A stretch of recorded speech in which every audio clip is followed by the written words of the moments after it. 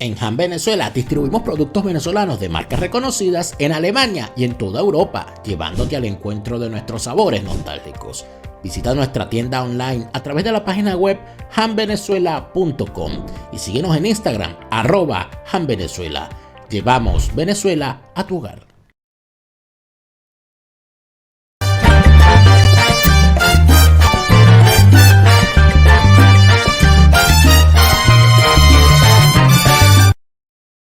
Fuera de orden, crónica de la desgracia nacional e internacional, plomería informativa, arqueología, paleontología, zoología, parasitología, infectología, coloproctología, oncología y medicina forense política. Abrimos las puertas de este aserradero político para seguir elijando la cara de tabla a esos politiqueros nacionales e internacionales, a esos líderes globales que con su cara de tabla hecha en madera de algarrobo y bastante desvencijada y obsoleta y periclitada, merecen una buena lijada y una buena barnizada. Bienvenidos, como siempre les saluda, como todas las noches, Daniel Lara Farías, de lunes a viernes a las 8 de la noche, un nuevo estreno los fines de semana a las 12 del mediodía, siempre en hora de Venezuela, siempre aquí en mi canal YouTube. Gracias por estar de vuelta.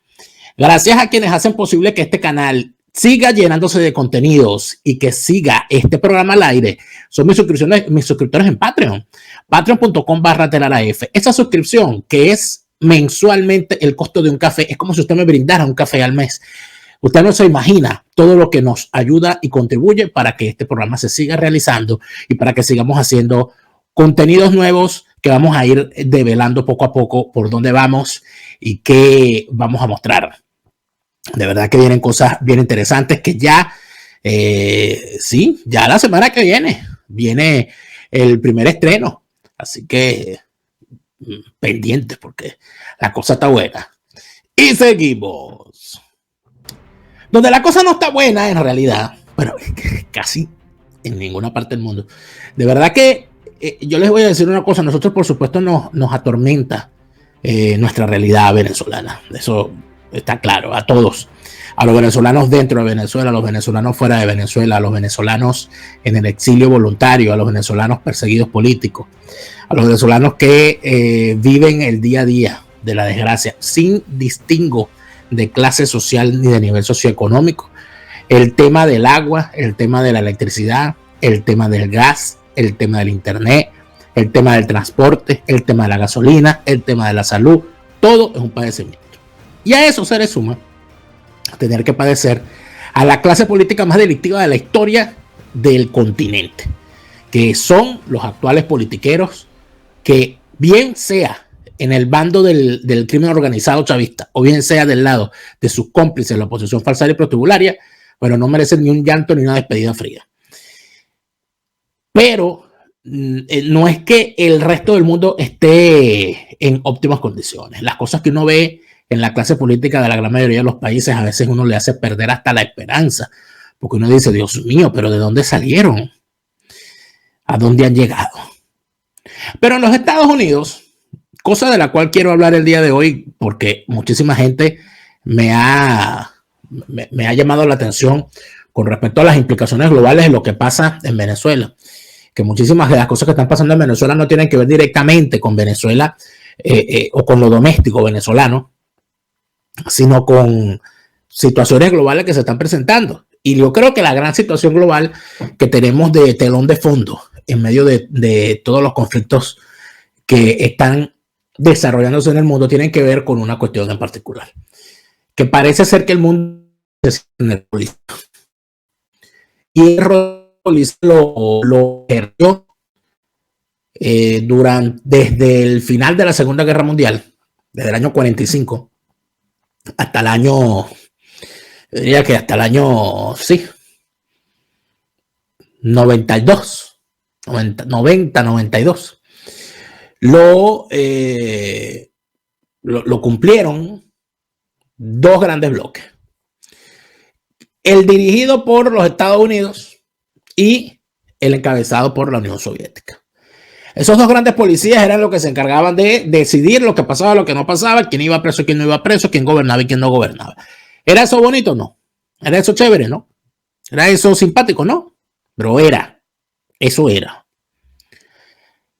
Cuando se cae por su propio peso ese mamotreto Jurásico Elefantiásico Paquidérmico, que era la Unión de Repúblicas Socialistas Soviéticas. Pensábamos, y mire, yo entré a la Universidad Central de Venezuela en el año 97. Y cuando yo entré por el programa Samuel Robinson en el año 97. Y en el año 98, en marzo, empecé a estudiar la carrera de estudios internacionales. La discusión en ese momento era que estábamos en medio de la transición de un planeta bipolarizado en los dos grandes bloques, el que encabezaba los Estados Unidos y el otro bloque encabezado por la Unión Soviética, y que de esa bipolaridad íbamos a pasar a una multipolaridad, donde iba a privar lo multilateral, donde las organizaciones multilaterales con representación de todos los países eran los que iban a tomar las decisiones y que se iban a acabar los policías unilaterales, que íbamos a tener un orden colegiado, y ese orden colegiado iba a descansar en instituciones que, respetando la soberanía nacional de sus países miembros y respetando la autodeterminación de los pueblos, iban a mantener la convivencia pacífica. Eso era lo que se enseñaba en las escuelas de derecho internacional, los posgrados de derecho internacional, en las escuelas de formación en relaciones internacionales, en estudios internacionales. Eso era lo que se estudiaba, la pluripolaridad que venía. Un planeta multipolar, una sociedad internacional, que íbamos a dejar de ser una comunidad internacional hundida en el primitivismo de las guerras y de los conflictos territoriales, para pasar a ser una sociedad internacional en la que nos encargáramos de resolver los conflictos nacionales, entendiendo que la globalidad era más importante. La aldea global, la globalización, esas eran las palabras de moda. Y había además unos textos, unos libros de moda. Estaban de moda Alvin Toffler, estaba de moda Francis Fukuyama, estaba de moda de Alvin Toffler la tercera ola, y estaba de moda Francis Fukuyama con El fin de la historia, donde se planteaba que ya al haber caído la Unión Soviética se había acabado el conflicto y que lo que venía era otra cosa, que lo que venía era una multipolaridad, etc. El mundo se encargó, o la realidad se encargó de desmentir el asunto, porque la práctica siempre pasa por encima de la teoría, sobre todo cuando se intentan hacer pronósticos de largo plazo en cosas tan delicadas, cuando no se tiene control de las variables que se están analizando. ¿Qué pasó? Que se cayó la Unión Soviética, es verdad. Y a partir de ese momento los Estados Unidos empezó a bregar solo con el orden, es decir, a encargarse de ser el único policía del barrio.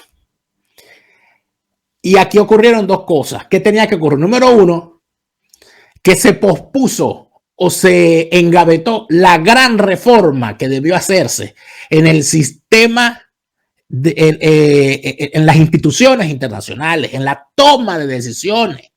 Eso es lo primero. Aquí debió haberse echado abajo las fórmulas de vetos y de imposiciones en la Organización de las Naciones Unidas. Ese Consejo de Seguridad con 5 países con derecho a voto con derecho a veto, o se quita el derecho a veto o se amplía ese Consejo de Seguridad con miembros permanentes. Número uno. Número dos, se le deja a la economía a los Estados Unidos, a su economía y por ende a sus ciudadanos, pagar el costo de la seguridad global o buena parte de ella. Y número tres, se mantiene el orden de posguerra después de la Segunda Guerra Mundial, con países vetados y con países de primer orden. Por ejemplo, los grandes ejemplos, bueno, se mantiene a Japón con vedas en cuanto al tema armamentístico, y se mantiene a Alemania con las mismas vedas, pero además de eso,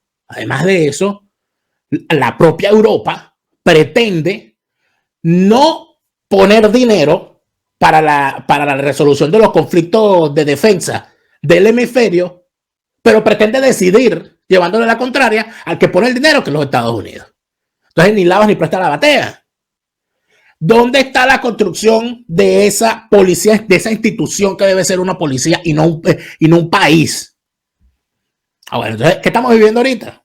Que los Estados Unidos, por razones obvias, lógicas, que no voy a cuestionar, en su sociedad surge la siguiente controversia lógica, que la población dice: tú me aumentas a mí los impuestos, me reclutas a mis hijos, te gastas el presupuesto que armas endeudándote a costillas de mis impuestos, mandas a mis hijos a morir en otro lado de forma, o sea, siempre una guerra, siempre una guerra, siempre una guerra.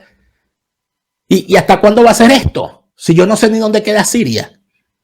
Cualquier ciudadano americano tiene el derecho a pensar, pero bueno, si Siria está más cerca de Europa que de los Estados Unidos, ¿por qué los ciudadanos de Europa no son los que ponen los reales?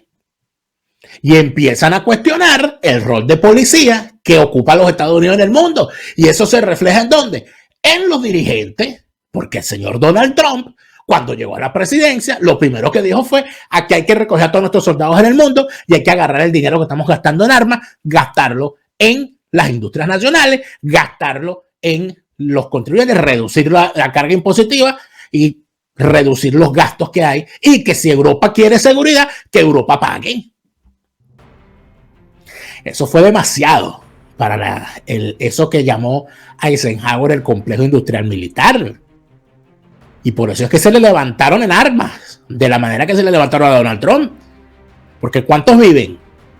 O sea, eso para la galería son los insultos de la cosa. La realidad real es: ese complejo industrial militar le conviene que los Estados Unidos deje de ser el policía del mundo, como quería Donald Trump. Obviamente no. Pero cuando llega Biden, ¿qué hace? No puede hacer lo contrario. Porque no depende ni de Biden ni de Trump. Es que la gente lo está exigiendo. Porque la gente dice: bueno, ¿hasta cuándo vamos a ser nosotros los policías del mundo? No queremos que sigan muriendo americanos por ahí. Es decir, la sociedad de los Estados Unidos ya no quiere tener ese papel. Razones múltiples, pero ya no quieren tenerla. Eso se expresa. Eso lo expresa el electorado. Eso se expresa en las urnas. ¿Se retiran los Estados Unidos de ese papel? Bueno, están en su derecho, pero ¿quién lo va a ocupar? Eso debería ocuparla una organización de las Naciones Unidas que no sea este antro asqueroso que es ahorita.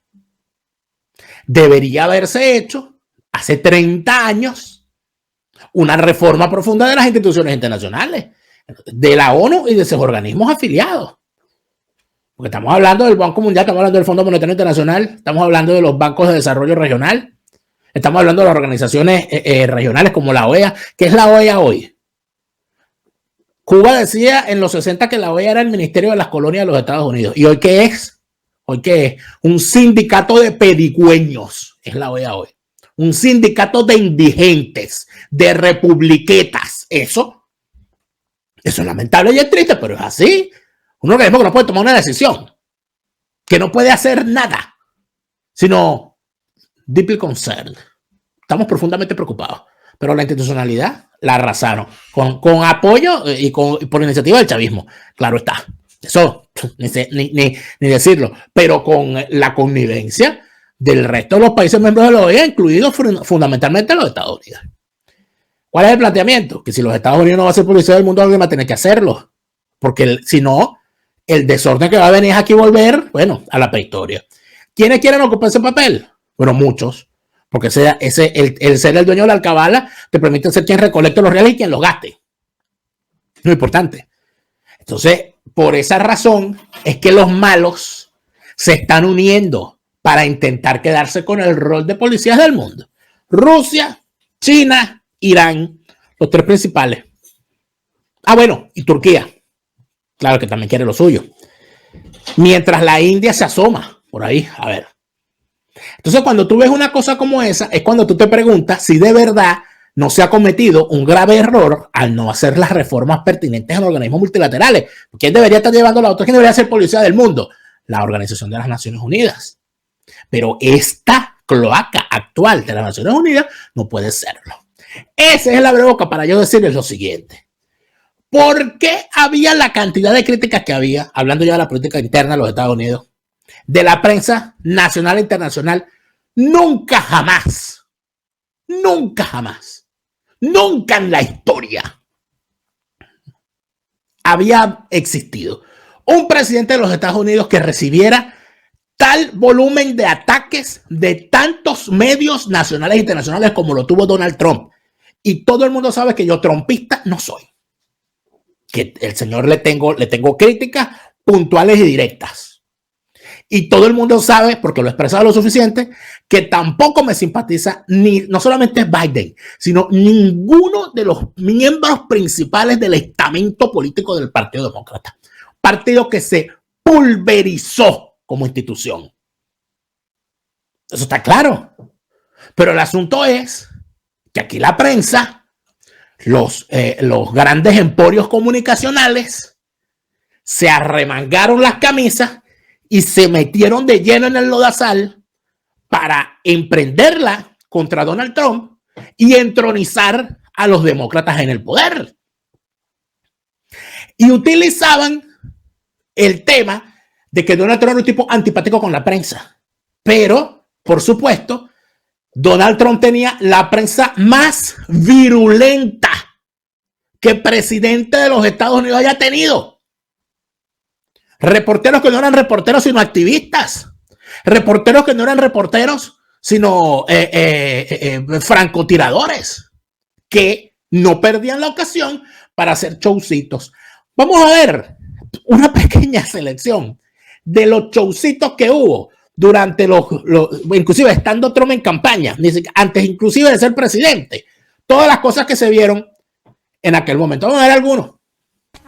Usted ha dicho muchas veces que los Estados Unidos le está yendo mucho mejor que a otros países cuando se trata de las pruebas. Sí. ¿Por qué eso importa? ¿Por qué esto es una competencia global si todos los Estados Unidos todavía están perdiendo la vida de estadounidenses y vemos cada vez más casos todos los días? Bueno, en todo el mundo también se están perdiendo vidas y quizás esa es una pregunta que le deba usted hacer a China. No me pregunte a mí, pregúntele a China esa pregunta, porque cuando usted le haga esa pregunta a ellos quizás le den una respuesta bastante inusual. Sí, detrás, por favor. ¿Por qué me está diciendo eso a mí específicamente? Que le pregunta a China. No le estoy diciendo nada específicamente, sino que a todo el mundo que haga una pregunta desagradable. Esa no fue una pregunta desagradable. ¿Alguna otra persona? Adelante, por favor, adelante. Tengo dos preguntas. Usted me apuntó a mí, tengo dos preguntas. Siguiente, por favor.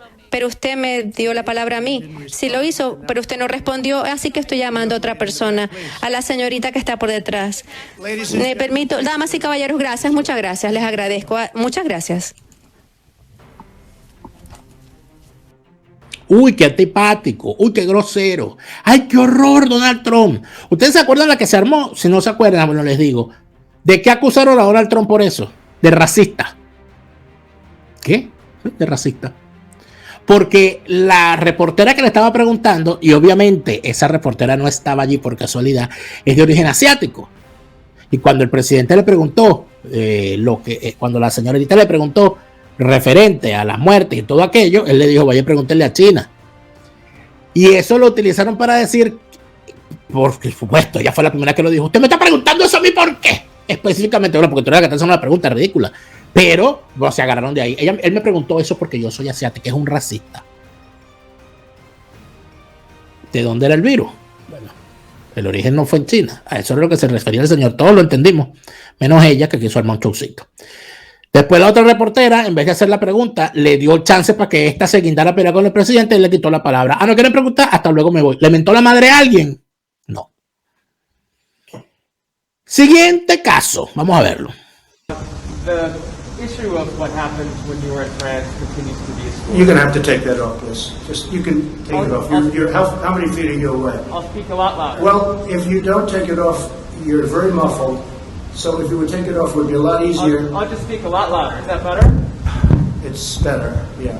Mr. President, some people are having a hard time believing your denials of the Atlantic story because of what you said about John McCain in the past. Do you understand that?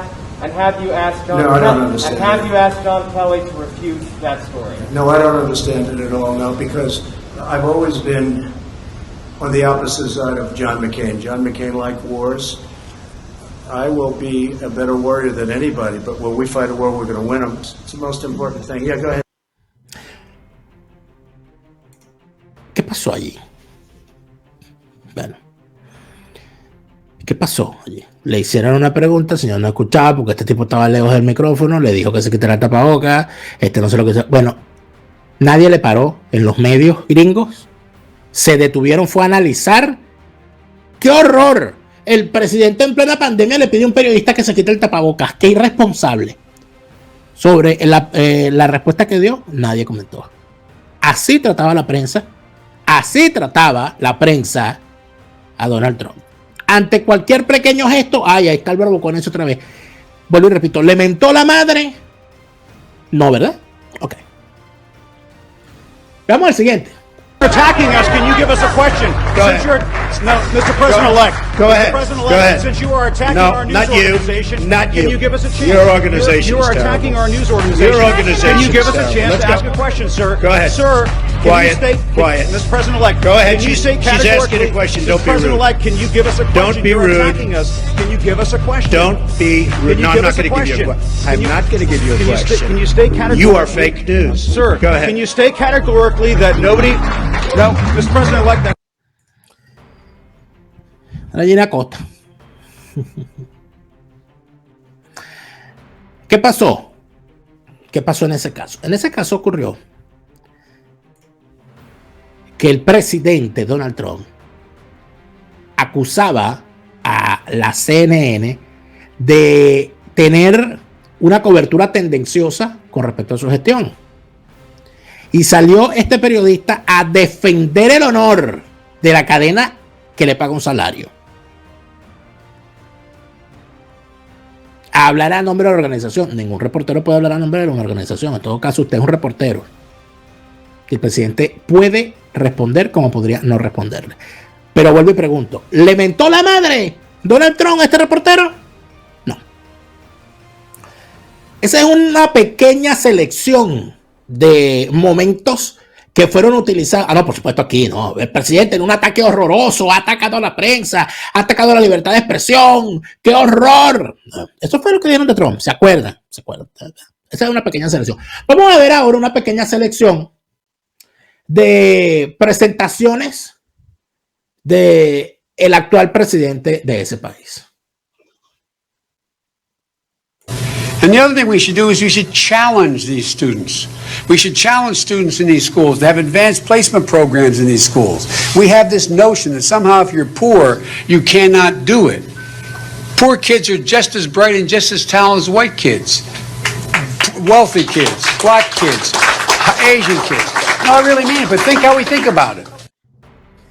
No está traducido, pero puedo, para los que no entienden inglés, decirle que el señor dice que los niños pobres son tan inteligentes como los niños blancos. Es decir, para el señor, ser pobre en los Estados Unidos es igual a ser negro. Y además de eso dice, no vayan a creer que son brutos, son tan inteligentes como los blancos. Alguien lo acusó de racista. Y eso lo hizo lo peor gesto, que lo hizo en un acto con migrantes. Este es el tipo. Este es el tipo. ¿Han visto ustedes a CNN indignados por eso, haciendo escándalo? ¿No, verdad? Bueno, porque el grosero era Trump. No, porque los gestos, no son las palabras, son los gestos. Él es violento cuando se refiere, se molesta con las preguntas. Eso es un atentado a la libertad de expresión. ¿Así? ¿Y esto qué les parece? Will there be a government shutdown on Friday, sir? No. How would you do it? How could you ask such a silly question? Look, I don't believe that will happen. We have everything in place to be able to make sure there is not a shutdown. El periodista le hace una pregunta completamente pertinente y el tipo le contesta: ¿cómo pudiste hacer una pregunta tan tonta? Eso no es un atentado a la libertad de expresión. ¿No vieron ustedes un escándalo de la CNN quejándose por ese atentado a la libertad, a la libre prensa? ¡Ay, qué horror ese presidente! ¡Qué maluco! Por supuesto, el señor, porque este se la trae. Las elecciones interesantes. Miren esta. He'll change his behavior, Mr. President. Yeah, I'm not confident in changing behavior. What the hell? What do you do all the time? So- When did I say I was confident? You said in the next 6 months you'll be able to determine. What I said was, let's get it straight.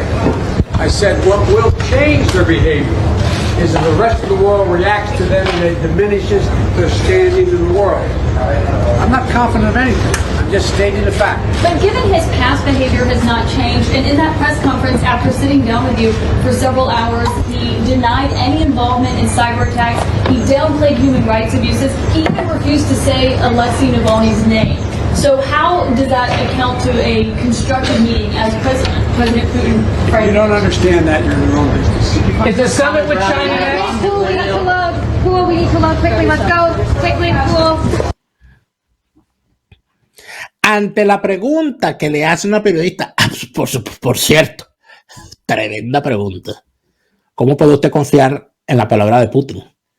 Que es un tipo que es capaz de mentirle al mundo sobre el irrespeto a los derechos humanos. Por cierto, ese Navalny lo acaba de incluir, porque mira lo que es Putin. Bueno, Putin acaba de incluir a Navalny, al cual intentaron matar sus servicios de seguridad y sobrevivió porque se lo trajeron en un avión para acá, para Alemania, y lo salvaron. Lo acaba de meter en la lista de terroristas. Por cierto, el tipo está preso. No te quiero yo ni contar. Bueno, esta periodista le está haciendo una pregunta pertinente. ¿Cómo puede usted confiar en una declaración de este señor que le está mintiendo al mundo? Ay, se molestó porque le tocaron a Putin. A mí, Putin, no lo toques. No lo toques. Y es capaz de decirle: tú no sirves para este negocio, es decir, tú no sirves para ser periodista. No, pero el violento era Trump. El que insultaba era Trump. La que estaría armada ahorita. Lo estarían acusando de misógino, de explotador, de arrogante. A la CNN, en la pantalla de CNN. Y se le fue encima a la reportera, ¿vieron? Se devolvió. Hay indignado el señor. Porque no le gusta que le lleven la contraria. Como a ningún político. Todos los políticos son capaces de hacer cosas como esa. Todos. Uno más y uno menos, pero a ninguno le gusta la prensa. Así que si vamos a criticar avanzadas de políticos o salidas de políticos con respecto a la prensa, o lo criticamos a todos o no critiquemos a ninguno, o nos dedicamos a otra cosa, tal cual como le dijo esta señora.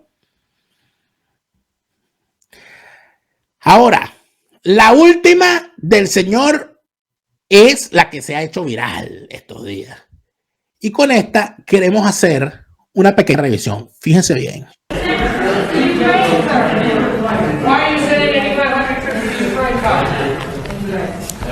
What do you think President Biden plays for that? Do you think he plays with the political liability? That's a great asset. More inflation. What a stupid son of a bitch.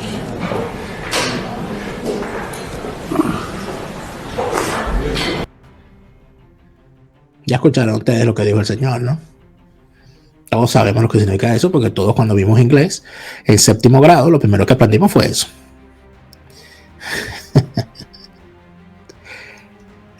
¿Han visto ustedes esto colocado en las requisitorias en contra del señor? ¿Usted se imagina que esto lo hubiese hecho Trump? ¿Ustedes se imaginan la que estuviera armada si esto lo hubiese hecho Trump? Uf. Por cierto, es interesante el asunto. El señor se molesta por una pregunta completamente pertinente. Con no contestar la tenía, pero la pregunta era sumamente pertinente. La pregunta es esta: ¿a usted le parece que el tema de la inflación en los Estados Unidos va a ser determinante? ¿Va a ser un tema que va a determinar el resultado de las próximas elecciones parlamentarias? De ahí viene el insulto. ¿Por qué le pregunta esto a este reportero? Para estar en contexto, para quien no lo sabe. Porque los Estados Unidos ha registrado una inflación del 7% en los últimos 12 meses, lo que constituye la inflación más alta desde el año 1982. ¿Es o no es un tema de importancia? ¿Es o no es un tema que un periodista deba preguntar? Lo es. Respuesta del presidente, ya ustedes la escuchan. ¿Dónde andará Jorge Ramos, periodista de Univisión, que antes de que Donald Trump llegara presidente era capaz de sabotear las ruedas de prensa para preguntarle sobre los casos que a él le parecían importantes? Y porque como él era antitrumpista, él quería agitar cualquier bandera que pudiese para sacar a Trump de quicio y presentarlo como, ay, me atropellaron. Vamos a recordar este momento. Okay, who's next? Yeah, please. Excuse me, sit down. You weren't called. Sit down. Sit down. Sit down. Go ahead. No, you don't. You haven't been called. Go back to Univision. Go ahead. Go ahead. You cannot deport 11 million people. You cannot build a 1900 Go ahead. wall. You cannot deny citizenship to children in this Sit country. down, please. Those ideas, You weren't called. I'm a reporter and don't touch me, sir. Don't touch me, Go. sir. You cannot touch me. I have the right to ask a question. I have the right to ask a question. Yes, go ahead. Hi, Chip. Yes. Ahí ven ustedes cómo a Jorge Ramos lo sacan a rastras de una rueda de prensa que estaba saboteando. ¿Y por qué lo estaba saboteando? Porque él quería sacarle la piedra a Trump. ¿Por qué? Porque el señor estaba contra Trump. ¿Por qué? Porque el señor está en la agenda demócrata. ¿Y por qué lo sacan de la rueda de prensa? ¿Porque hizo una pregunta inconveniente? No, porque no tenía la palabra en ese momento. Estaba saboteando la rueda de prensa. Esto lo colocó el propio Jorge Ramos, como su consagración como periodista, porque qué horror, mira cómo me atropellaron, mira cómo me sacaron. Te sacaron porque estaba saboteando una rueda de prensa, esa es la verdad. Y a cualquiera que le sabotee una rueda de prensa, a un candidato, a un presidente o a quien sea, lo sacan y te sacaron bonito, porque en otros casos te sacan con la policía. Pero de esto que se hizo, ay, mira a Trump cómo atropella.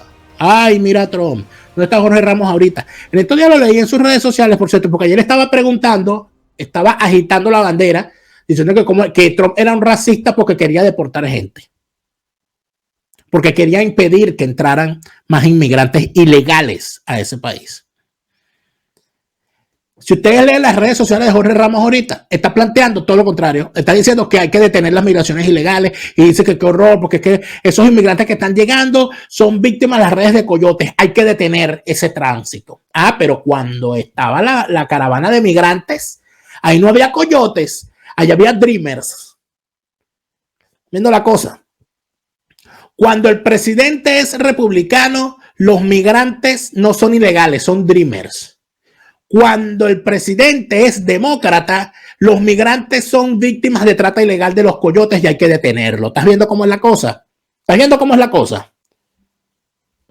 Por supuesto, frente a lo que ha ocurrido con el señor presidente de los Estados Unidos, sacándole la madre a un periodista, el señor Jorge Ramos, ni una palabra. Ni una palabra. Eso ya yo lo vi. Ya yo esto lo viví. Esto lo vivimos en Venezuela cuando empezaron los ataques contra los periodistas por parte del chavismo. Cuando empezaron los ataques los periodistas, contra periodistas, donde los ataques primero eran verbales, luego pasaron a ser físicos. Porque cuando el presidente empezó, bueno, el presidente no, el bicho ese, empezó a insultar periodistas, fue la orden que asumieron sus huestes callejeras para agredir físicamente a los periodistas. Los escupían, les jalaban el cabello a las mujeres, perseguían a los reporteros, les impedían llegar a los sitios, les pateaban los carros, les robaban los equipos, los caían después a tiro y todo lo demás. Es eso. Eso. Me van a decir a mí que me cayeron a batazos saliendo de la emisora. O sea, a mí me van a echar cuenta a esta altura. ¿Y qué pasaba? ¿Qué pasaba? Bueno, que cuando ocurrían esas cosas, la gran mayoría del gremio, como organización, se protestaban, pero habían otros que se decían gremialistas que guardaban silencio y empezaron a hablar fue cuando les dieron los batazos a ellos. No existen las agresiones a los periodistas hasta que los agreden a ellos. Eso no lo vio. Y cuando estaban políticamente, y cuidado, porque si el periodista al cual le dieron un batazo o le rompieron los vidrios del carro o le robaron los equipos o lo cayeron a escupitajos en la calle o insultó el dirigente de turno, si ese periodista a mí me cae mal, entonces yo me hago el loco con respecto a lo que hizo. Y si el político que lo está insultando a mí me simpatiza, le doy la razón al político y no al periodista. Eso lo vimos en Venezuela. Y de esos pueblos están estos lodos. Por eso es que está ocurriendo todo lo que está ocurriendo. Por eso es que está ocurriendo todo lo que está ocurriendo. Tengo que decir algo, porque creo que es importante a propósito de que estoy hablando de los Estados Unidos. A mí me parece verdaderamente infame, me parece verdaderamente lamentable, me parece verdaderamente triste y patético que los venezolanos, y me voy a incluir, hayamos decidido irnos de Venezuela por la razón que nos hayamos ido y hayamos metido en nuestra maleta todas las guerras venezolanas. Entonces que hay gente que emigró y metió en la maleta, bueno, desde el alzamiento de José Leonardo Chirino y desde la rebelión de Guardia España, bueno, hasta las últimas jornadas de calle. Tienen todo eso en la maleta. Entonces, en los sitios donde llegan y hay alta concentración de venezolanos, empiezan los bandos. Siempre apandillándonos. Entonces, somos unos pandilleros, unos exiliados pandilleros. Entonces, acusando a todo el mundo de enchufado sin hacer la verificación. Ojo, cuando yo descubro un enchufado, le echo la paja. Mira, ahí está, muchacho. Y lo hago donde lo tengo que hacer. Inclusive hay muchísimos casos que ni siquiera los he ventilado públicamente para no dañar un caso que yo sé que va a terminar en una deportación o que va a terminar en un proceso judicial, o como debe ser. Pero entonces, si no está conmigo, ese es un enchufado. Con la gravedad de esa acusación, sin aportar pruebas. No, esos son unos colaboracionistas. Con lo duro que es la palabra colaboracionista. Porque no está de acuerdo conmigo. Lo vivió una señora, está en Francia. Se la pasaba escribiéndome horrores de exiliados venezolanos en Francia, llamándolos colaboracionistas. Una señora que tiene una asociación que nada más existe en las redes sociales. No recuerdo dónde es que está ella. Se me olvidó la ciudad. Entonces escribiendo a nombre de una asociación, insultando a otros venezolanos porque ella no está de acuerdo con ellos, entonces los llama colaboracionistas. Eso se ve sobre todo en las ciudades donde hay mayor concentración de venezolanos. Y uno recibe entonces también como a los venezolanos, si trabajan de mensajeros o de riders, en delivery. No vayas a ir para allá, que allá hay muchos venezolanos que vienen de Perú. Entonces esa gente se llevan el problema de la discriminación a otro venezolano, se lo meten en la maleta. ¿Dónde vivías tú? En Caricuao. Yo vivía en no sé dónde. Esas estupideces, todos somos emigrantes. Todos somos emigrantes, amigos míos. Y haya usted vivido en el country club de su ciudad o haya usted vivido en el peor barrio de su ciudad, cuando usted llega a un país que no es el suyo, usted es un inmigrante. Y a ese país no le importa si usted nació en Cuna de Oro o nació en Rancho de Bareque. Un poquito de solidaridad y empatía no nos vendría nada mal. Y ya empiezo por aquí para terminar en lo otro. Las guerritas que se están viendo en Miami.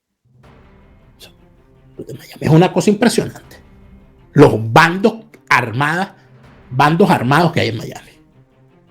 Bandos armados de un nivel de virulencia que ni siquiera en Venezuela se ha visto.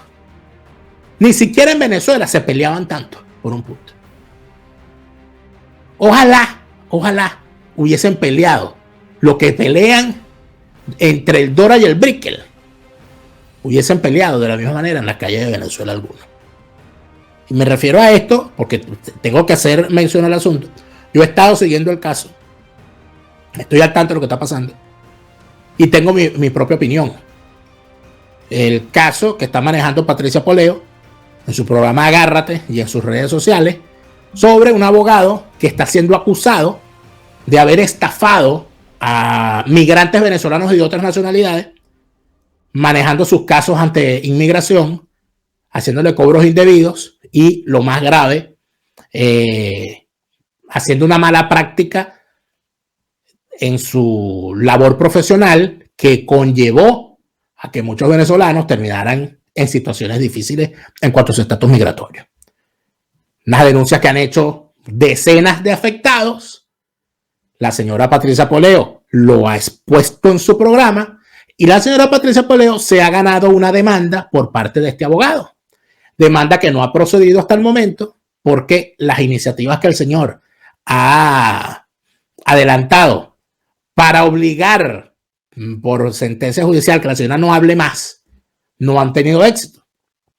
Y además de esto, la asociación que se encarga de reglamentar la praxis de los abogados en la Florida, es decir, el Bar de la Florida, está evaluando decenas de denuncias en contra del señor. Ese es el caso. Pero ¿dónde está lo lamentable en todo esto? Que todos estos periodistas y gente de medios que se desgañitan por las amenazas a la libertad de expresión, por la tolerancia, por todas estas cosas, cuando ven que la persona que está siendo atacada por hacer su trabajo en los medios de comunicación no es amigo de ellos, o más bien le tienen rabia por rencillas reales, supuestas, pasadas o presentes, hacen mutis por el foro y son incapaces de solidarizarse con la persona que está siendo objeto de los ataques. Aquí hay periodistas y gente de medios que se ha dedicado y que se han afanado para desprestigiar y difamar a otros periodistas venezolanos. Y yo he sido testigo de cómo se han orquestado campañas en contra de periodistas venezolanos por parte de otros periodistas venezolanos. Y de cómo se prestan gente de los medios, gente, y en ese universo de Miami lamentablemente se ve que yo a veces me pongo a pensar, oye, el día que yo vaya a Miami tendré que ir en la clandestinidad, porque si hablas con este no puedes hablar con aquel, y si hablas con aquel no puedes hablar con la otra, y si hablas con aquella no puedes hablar con este porque todo el mundo está enguerrillado.